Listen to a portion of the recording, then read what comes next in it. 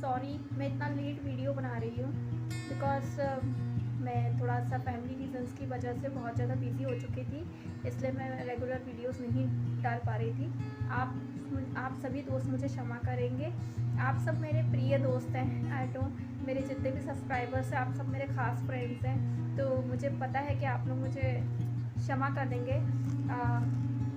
मैं आज आपके साथ में एक नया टॉपिक लेकर आई हूँ और यकीन मानिए इतने दिन से मैं एक नए टॉपिक की खोज में थी कि मैं कौन सा टॉपिक आपके लिए लेकर आऊँ। तो मुझे नहीं पता कि आप लोगों को ये टॉपिक कितना पसंद आएगा, लेकिन मैंने एक नया टॉपिक सोचा है।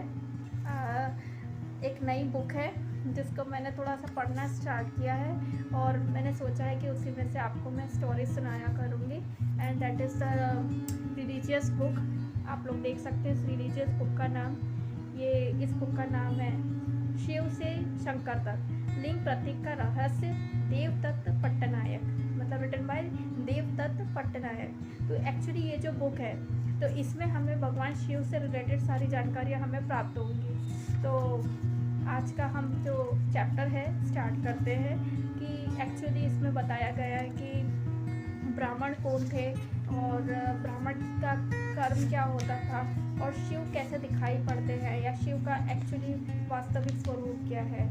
देखिए हम लोग भगवान को इतना अच्छे से उल्लेख नहीं कर सकते, लेकिन हम एक कोशिश तो कर सकते हैं एटलीस्ट। ठीक है, तो आइए तो मैं स्टार्ट करती हूँ।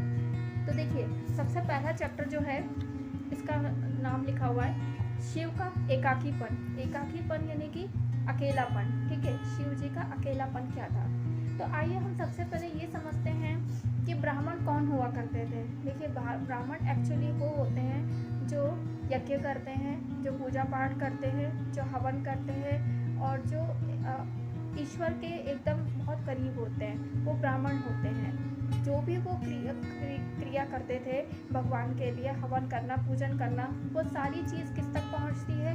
देवताओं तक पहुंचती है।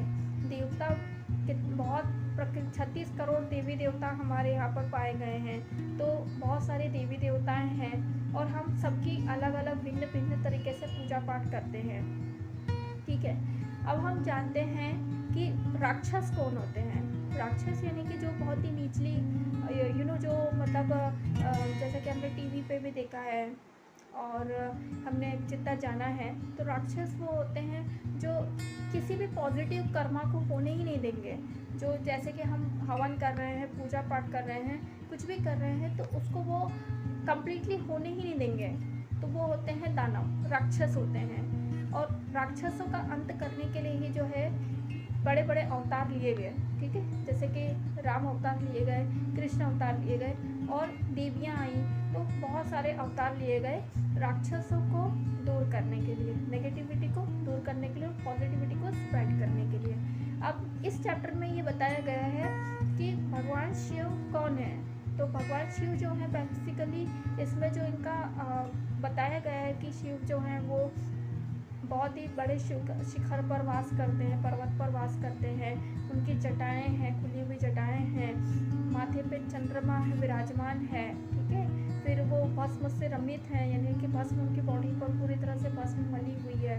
और वो एक ऐसे देवता हैं जिन्हें किसी से भी उन्हें कोई मोह माया से वो कोई त्रसित नहीं है और काम क्रोध लोग इनके आसपास भी कहीं घूमते नहीं हैं और एकदम शांत प्रिय देवता हैं।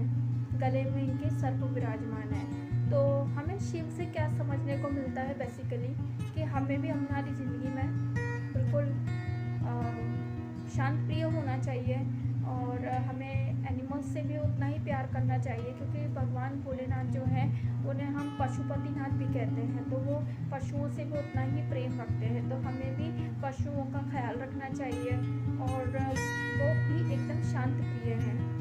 ओके, तो आज के चैप्टर में मैंने सिर्फ आपको इतना ही बताया है कि भगवान शिव एक्चुअली है कौन। अब जो आने वाला जो नेक्स्ट चैप्टर है उसमें मैं आपको बताऊंगी कि इस बुक के अकॉर्डिंग जो सेकंड चैप्टर है उसका नाम है दक्ष का अपमान। ठीक है, तो अब हम देखेंगे कि दक्षिका ने कैसे किसका अपमान किया था, उनका कैसे अपमान हुआ था, उन्होंने किसका किया था, ये हमको जानना है। तो आई थिंक आपको आज का जो मेरा जो टॉपिक है वो आपको अच्छा लगा होगा। आई नो थोड़ा सा लग रहा हो गया कि आउट ऑफ डेटेड जा रहा है, बहुत ही पौराणिक जा रहा है, लेकिन मुझे तो मेरा लिटरेचर सब्जेक्ट था, मुझे इसी तरह से टॉपिक्स लेना पसंद रहा है हमेशा से। और हमारी और आपकी क्या है, हम घर परिवार वाले हैं, आप जितने भी सब्सक्राइबर्स हैं मेरे, ये सब आप मेरे मित्र ही तो हैं, आप मेरे मित्र हैं बने, आप मेरे मित्र हैं, आप मुझे पसंद करते हैं। तो बस घर परिवार वाली बातें हैं। अब से रेगुलर वीडियोस आया करेंगी, भले एक एक दिन का गैप हो जाएगा तो इट्स ओके, आप लोग इतना माइंड नहीं करेंगे, लेकिन अब से रेगुलर वीडियोस आया करेंगे। और मैं ऐसे ही पौराणिक कुछ कथाएं मुझे भी जानने का और समझने का मौका मिलेगा, और मुझे जो ज्ञान प्राप्ति होगी मैं आप लोगों को वास्तव में दूँगी। तो आई होप आपको आज का टॉपिक थोड़ा सा अच्छा लगा होगा। ठीक है, थैंक यू, बाय बाय।